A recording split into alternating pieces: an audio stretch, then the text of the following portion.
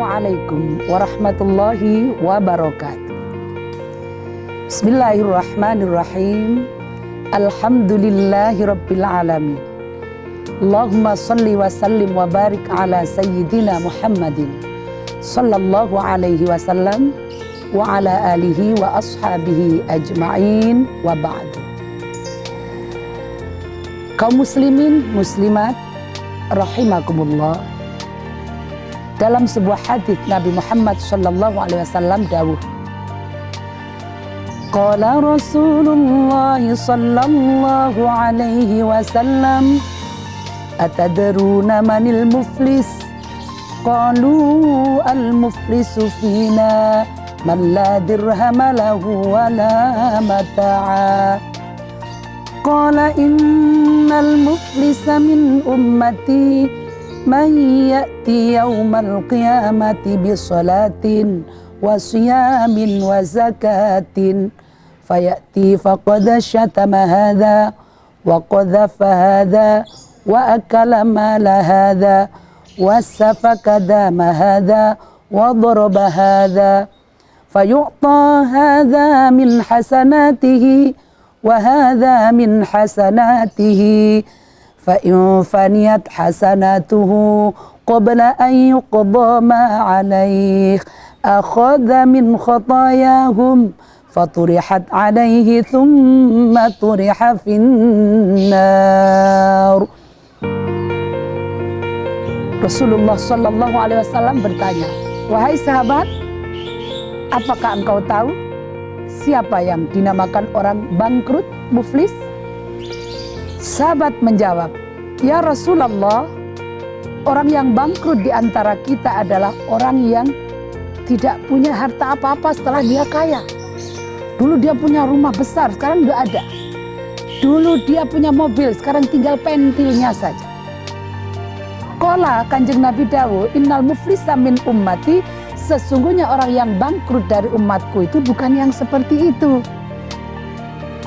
Mereka, umatku yang bangkrut itu adalah yang datang kelak di hari kiamat dengan pahala sholat, pahala zakat, pahala puasa, pahala haji yang berjibun banyak sekali. Ketika dia sudah mau masuk surga karena bangga banyak sekali pahalanya, maka datanglah orang berderet-deret menunggu dia. Engkau dulu pernah memfitnah aku. Engkau dulu pernah menggunjing aku. Engkau dulu pernah mengambil hartaku. Engkau dulu pernah menyakiti aku. Maka engkau sekarang mau kemana? Jawab orang yang tadi, aku mau masuk surga. Tidak bisa, kamu masih punya tanggungan dengan saya. Aku minta maaf. Oh, tidak bisa. Kalau dulu waktu di dunia engkau minta maaf, maka sudah selesai masalahnya. Atau kalau kau punya tanggungan hutang, kemudian kamu mintakan halalnya atau kamu serahkan hutangmu, maka itu tidak masalah. Sekarang tidak bisa lagi. Lalu bagaimana? Fayu'ta hadza min hasanatihi wa hadza min hasanatihi.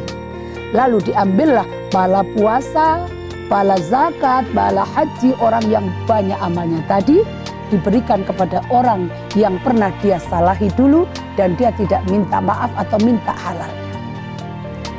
Fa in faniyat hasanatuhu qabla ayyuqda ma alaih, ketika sudah habis semua amal-amal pahala-pahala amalnya, maka masih banyak orang berderet. Tuh, kamu dulu kan yang mengatakan, wah itu kalau dandan menor sekali padahal udah tua. Lihat tuh lipstiknya sampai belepotan ke giginya. Ya aku minta maaf, tidak bisa. Kalau begitu bagaimana? Mana amalmu? Amalku sudah habis, dimintai orang-orang yang aku salahi dan aku belum minta maaf. Ketika sudah habis, tapi tanggungannya masih banyak yang harus dia selesaikan, maka akhadha min khotoyahum, diambilkan dari dosa-dosa orang yang pernah disalahi, diberikan kepada orang yang pernah menyalahi. Dosa-dosa orang yang digunjing diberikan kepada yang menggunjing.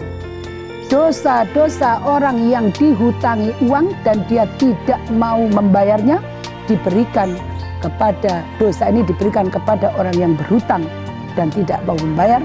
Tsumma turiha finnar. kemudian dilempar dia ke neraka. Begitu pentingnya arti minta maaf, memaafkan, meminta halal agar kita tidak menjadi orang yang bangkrut. Ini sebuah kisah nyata. Mudah-mudahan bisa menjadi ibarat buat kita semua. Na'udzubillah. Ada seorang suami mempunyai istri. Istrinya itu perempuan. Punya anak 2. Masya Allah, mereka rukun bahagia. Suatu saat datanglah seorang tetangga. Tetangga yang datang itu adalah laki-laki, ganteng, perjaka, kaya, keren. Model sekarang. Kemudian si istri ini dikipas oleh setan. Alladzi yuwaswisu fi sudurin nas. Maka terbaliklah pandangannya. Sehingga dia melihat seperti kata peribahasa, rumput tetangga lebih hijau daripada rumput sendiri. Padahal diparani ya pada rumput. Akhirnya terjadilah dia senang kepada tetangga yang baru pindah. Sampai akhirnya di kampungnya ramai orang bicara. Suaminya mendengar. Lalu dia tegaskan pada istrinya, betulkah kamu senang sama tetangga sebelah, Mak? Jawabnya, Masya Allah. Lah sampeanku percaya aku apa percaya tonggo? Nek percaya aku ya selamat, nek percaya tonggo terserah, terserah. Kalau dinyanyikan terakhir kau bilang padaku, kau takkan pernah selingkuh. Suaminya percaya. Sampai rumah tangga ini terus punya anak 2 lagi, punya anak 4. Sampai sudah tua, sudah ahli ibadah, sudah ahli sholat, ahli berjamaah. Maka ketika si perempuan ini sampai menjelang ajalnya, subhanallah, nazak sakaratul maut mulai jam 6:30 pagi sampai jam 10 malam. Dia tidak bisa ucapkan kalimat Allah. Allah tidak rela namanya disebut orang ini. Padahal sudah ahli ibadah. Lalu ketika ditanya-tanya, ini kok tidak bisa bilang Allah, kok hanya giginya yang rapat, ini bagaimana? Ternyata dilihat tidak ada suaminya.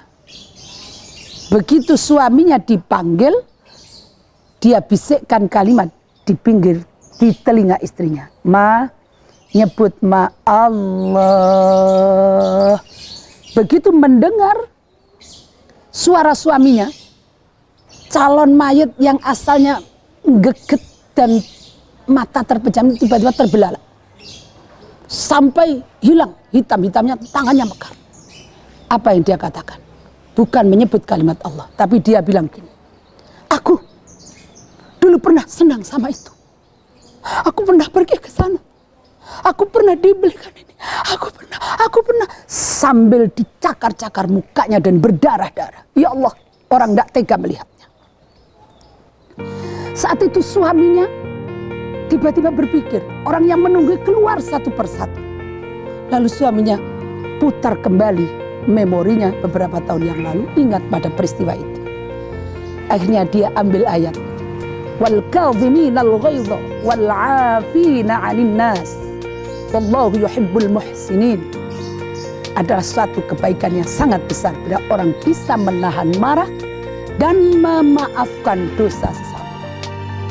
Dia melihat istrinya dengan penuh kasih. Betapa di akhir hidupnya dia tidak bisa ucapkan kalimat Allah. Diberi kekuatan dia oleh Allah.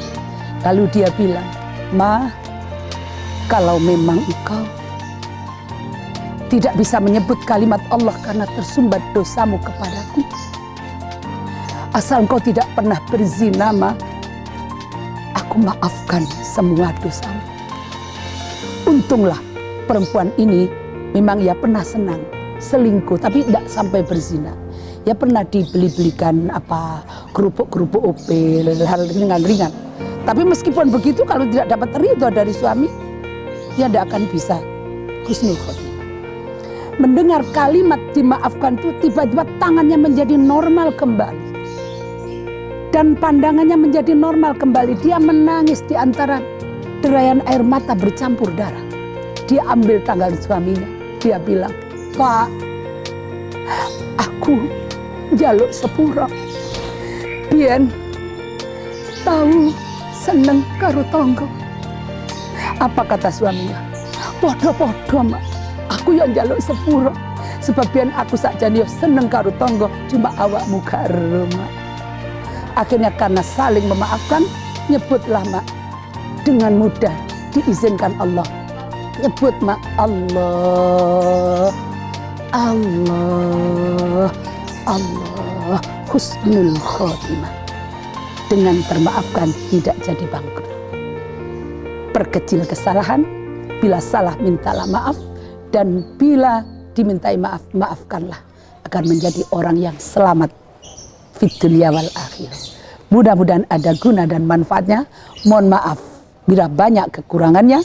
Wassalamualaikum warahmatullahi wabarakatuh.